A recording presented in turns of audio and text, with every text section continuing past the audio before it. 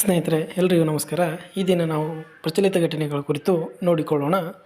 ಮೊದಲನೇದಾಗಿ, ಯಾವ ದೇಶವು ಇತ್ತೀಚೆಗೆ ಒಬ್ಬ ವ್ಯಕ್ತಿ ಒಂದು ಫೈಲ್ ಸಾಮೂಹಿಕ ಕಣ್ಗಾವಲು ಕಾರ್ಯಕ್ರಮವನ್ನು ಪರಿಚಯಿಸಿತು?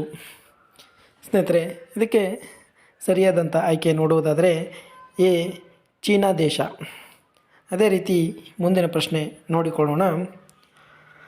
ಸುದ್ದಿಯಲ್ಲಿ ಕಂಡುಬರುವ ಪುರಾಣ ಕಿಲ್ಲಾವನ್ನು ಯಾವ ನದಿಯ ದಡದಲ್ಲಿ ನಿರ್ಮಿಸಲಾಗಿದೆ? ಸರಿಯಾದಂಥ ಆಯ್ಕೆ ಡಿ ನರ್ಮದಾ ನದಿ ದಂಡದಲ್ಲಿ ಕಂಡುಬರುತ್ತದೆ. ಗುದ್ಲೆಪ್ಪ ಹಳ್ಳಿಕೆರೆ ಪ್ರಶಸ್ತಿ 2024ಕ್ಕೆ ಯಾರನ್ನು ಆಯ್ಕೆ ಮಾಡಲಾಗಿದೆ? ಇದಕ್ಕೆ ಸರಿಯಾದಂಥ ಆಯ್ಕೆ ನೋಡುವುದಾದರೆ ಆಯ್ಕೆ ಬಿ ಸಿದ್ಧಲಿಂಗ ಪಟ್ಟಣಶೆಟ್ಟಿ.